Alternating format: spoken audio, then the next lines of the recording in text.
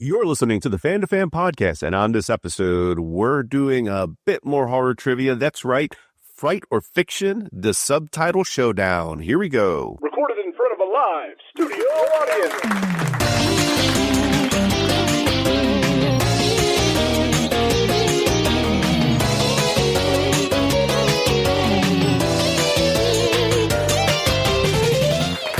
Welcome to Fan2Fan Podcast presents Fright or Fiction, the Subtitle Showdown. We're talking the real deal, folks. Sequels with bold, sometimes bonkers subtitles, and specifically the subtitles that kept these franchises going and going and going. You know what I'm talking about? Forget Slumber Party Massacre 2 that couldn't even bother with a colon. We're talking Gremlins 2, The New Batch, Halloween, The Curse of Michael Myers, and Nightmare on Elm Street 3, The Dream Warriors, because in the world of horror, the sequels are never really the end. And before we get started, let's introduce our contestant, Pete Charbonneau. Hi, I'm Peter Charbonneau. I am a bank teller from Burbank, California, and in my spare time, I enjoy roller skating, solving mathematical equations, and drinking other people's whiskey. And I'm excited to be here, Gene.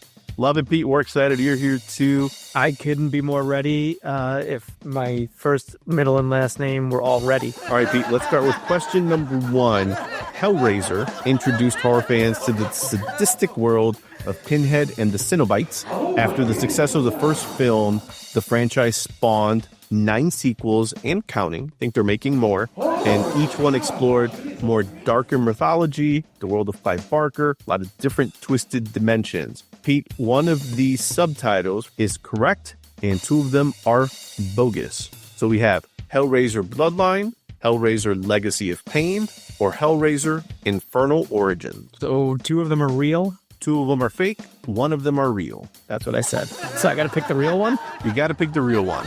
Not well-versed in the Hellraiser series, although we did see Pinhead himself, Doug Bradley, in a movie written by friend of the podcast and sometimes guest host Joshua Pruitt.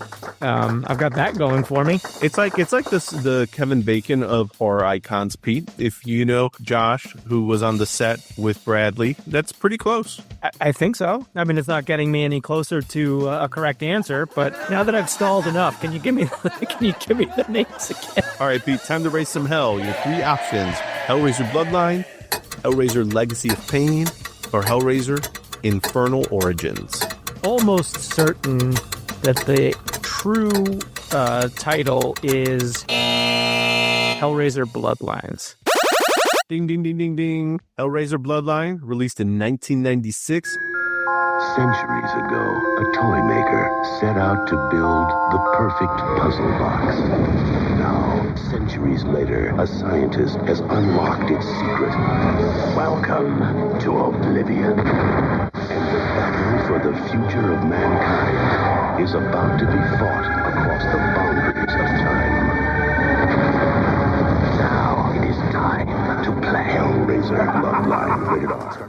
I think it's fair to say, Pete, both of us celebrate horror icons, Chucky, Michael, Jason. But yeah, you and I think we share that in common too. Like, Hellraiser never really did it for me. I don't think it did it for you either, right? No, I remember renting at least the first 2 back in the day and kind of being intrigued by it. I'm like, at the time, it was even for me, I'm like, this is just a little too, before torture porn like really took off. It was like, hooks in bodies, and probably went a little bit over my head as well because I was a little bit younger. I don't know that I've seen any of them past the second one, to be honest with you. I don't know. Have you? Same. I remember renting the first one, and it was a little bit more than I was prepared for. And at the time, I was kind of, cycled through the Freddy Krueger movies, the Jason Voorhees movies, the Friday the 13th.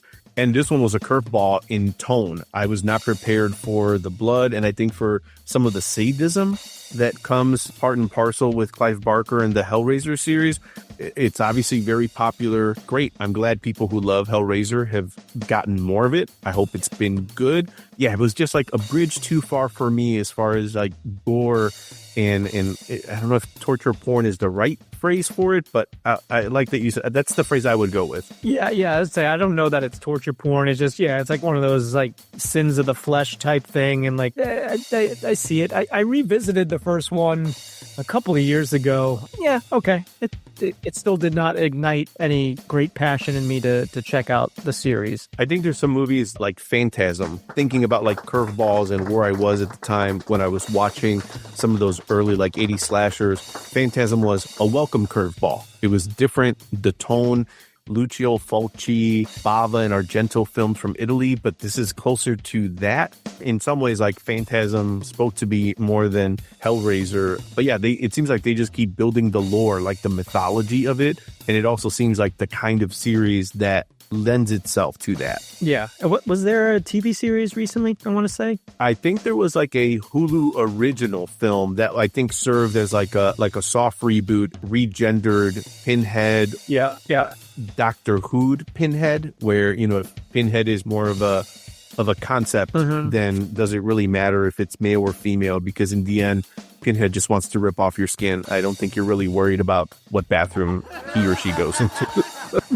No, that's probably the least of your worries if you're running into Pinhead. That's right. You've got bigger things to worry about, which you also do, Pete, because we're moving on to question number 2. We're going to go to the world of creature features, a world in horror subgenre that you and I are both fans of. The original Pumpkinhead became a cult classic. It was grim, it was rural, but it had this amazing Stan Winston practical monster effects for a movie that Stan Winston directed.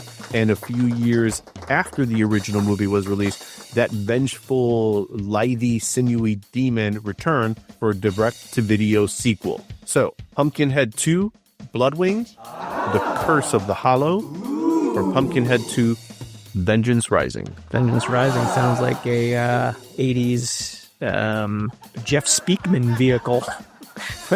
So as I pull a random name from the recesses in my brain. I was also thinking a direct-to-video Wings Hauser starring movie. Yeah, absolutely. Yep. Speaking of wings, I think my guess is going to be Bloodwings. Ding, ding, ding, ding, ding. 2 for 2, Pete. Pumpkinhead 2, Bloodwings. Every place has its legends. Stories of dark creatures. Tales that haunt childhood nightmares. But in this place, those stories are real. Pumpkinhead 2, tonight at 9 on Sci-Fi. Pumpkinhead 2, Bloodwings came out in 1994. And let's stick in the vein of creature features, Pete. So, The Howling was a werewolf hit early in the 80s. I think famously came out the same year as An American Werewolf in London, the showdown of the werewolf transformation scenes. And by the time we get to the third installment, the franchise veered into very interesting territory. Some might say Australian territory because it was in Australia, set in Australia. That's the punchline to the joke. Literally Australian territory. Australia, that's right. So The Howling 3, Lunar Curse, Howling 3, Blood Moon Rising, or The Howling 3, The Marsupials. Well, first of all, I don't know if there's a better sequel title than Halloween 2, Your Sister's a Werewolf. Once you go there, I don't know, really, there's nowhere to go but down. So, like, you've reached the pinnacle. So, kind of ashamed to admit that I'm actually fairly up on my Howling titles. So, I know for a fact that the answer to this is The Howling 3, The Marsupials. Ding, ding, ding, Pete. 3 for 3. Howling 3, The Marsupials came out in 1987. A terrifying legend never dies. It lives on. You were frightened in The Howling. And you'll be horrified as never before as the howling terror continues in Howling 3, the most terrifying howling of all.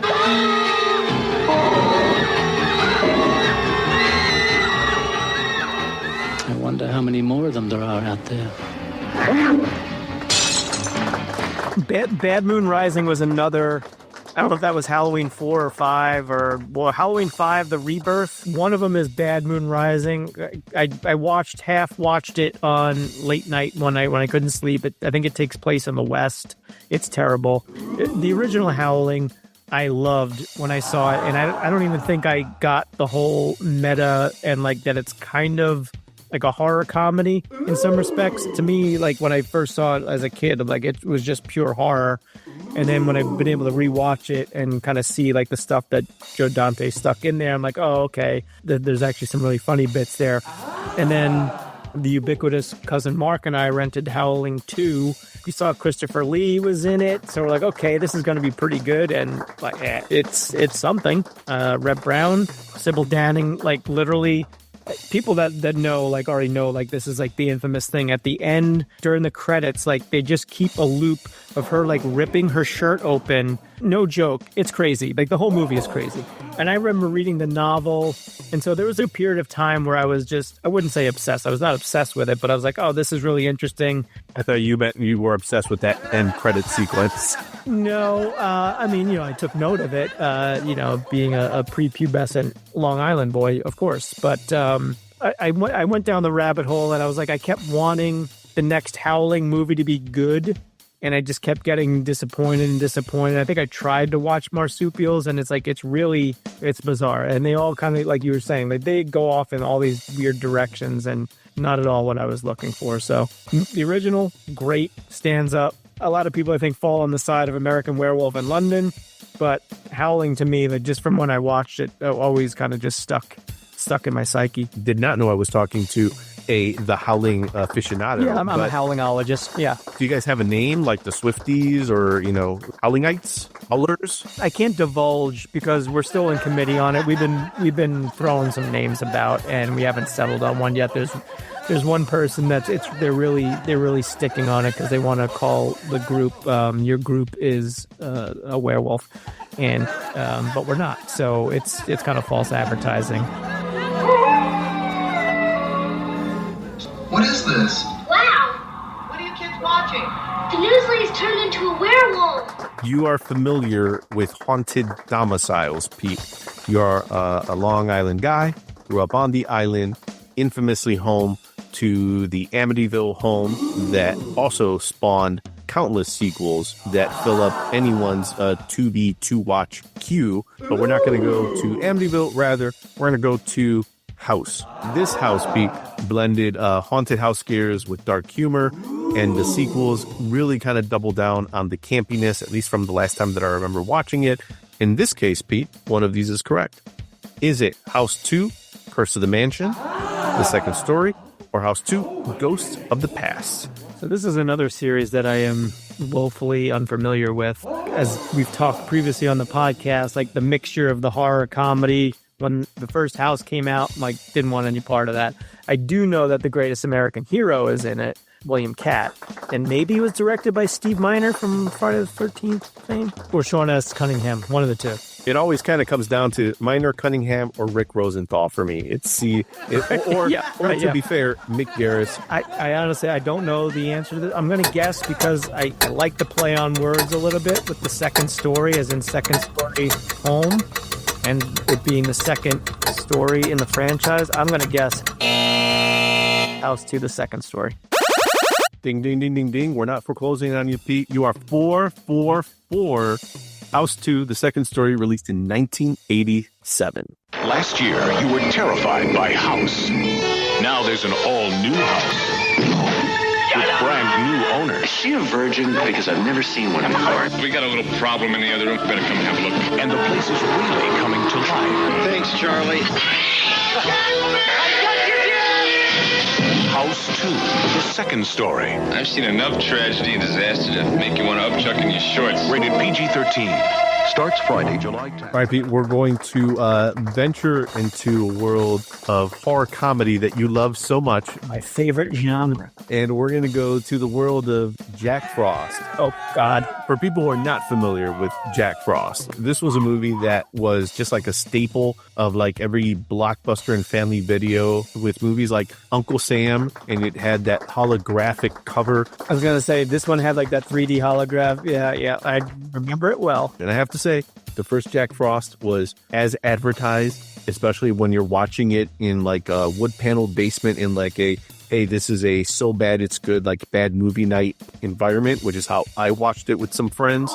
Believe it or not, Pete, they made a Jack Frost 2, a sequel to the classic Jack Frost, because why not, right? You can't get just one Jack. You got to have a pair if you have any hope of winning a hand. Otherwise, you're going to be jacked off. Round of applause, everyone. Studio audience, give a round of applause to Pete. There you go. So the first Jack Frost introduced us to a killer snowman who terrorized a small town. Absurd kills, dark sense of humor, loved every minute of it. The sequel cranks up the camp, and this time our snowy serial killer goes on vacation. One of them is correct. Jack Frost 2, Blizzard of Blood, Revenge of the Mutant Killer Snowman, or Jack Frost 2, Frostbite Fury. Those are 3 winners. All winners. Do we know where he went on vacation in Jack Frost 2? Like, I'm guessing not the tropics. He went to Hawaii. Did he go to Hawaii? Oh, good for him. I'm going to try and use some logic, but the first and the third have like blizzard and frostbite, but he's in Hawaii. So I feel like that is not quite going to make the connection. And even though I forget what the second title was... Revenge of the Mutant Killer Snowman. Revenge of the Mutant Killer Snowman. Ding, ding, ding. 5 for 5, Pete. Jack Frost 2, Revenge of the Mutant Killer Snowman, come out in 2000. Get ready for something wet, wild, and very nasty. Well, it ain't frosty. Jack Frost 2. The chill continues. This time, there's snow escape. Ho, ho, ho. I'm going to guess, Pete, not a movie that you've seen. Not only have I not seen it, I've never heard of it. But now that I know that Jack Frost vacation in Hawaii, who's to say? All right, Pete, we're going to take you to camp, specifically Sleepaway Camp. Sleepaway Camp was notorious, if you saw the first movie, for a very big twist, summer slasher vibes. And by the time they get to the third film, the killer returns. She continues her, maybe a little spoiler alert there, bloody rampage on this doomed camp, the Sleepaway Camp. Of these titles, Pete, one of them is real. Sleepaway Camp 3, Blood Lake. Sleepaway Camp 3, Teenage Wasteland. Sleepaway Camp 3, Summer Slaughter. Again, I have not seen any of the sequels to Sleepaway Camp, so flying blind on this one, Bernie. You're probably not alone. I think with a lot of people who are not diehard horror aficionados, Sleepaway Camp 1 is probably as far as you get into the franchise. Again, why do I know this? I don't know why, but wasn't Bruce Springsteen's sister in one of these? You're absolutely correct. Wow. Born in the USA. Here's your chance to make it even bigger by starring in a Sleepaway Camp sequel. Living the dream, the American dream. I feel like this is the type of movie, especially if you saw it at a certain age, and maybe not at a certain age, because yeah, like that ending is so, so gonzo. Very vivid memories of renting this and watching it in the summer in the early 80s. And it wasn't even like, it was like we had a family that we used to vacation with all the time.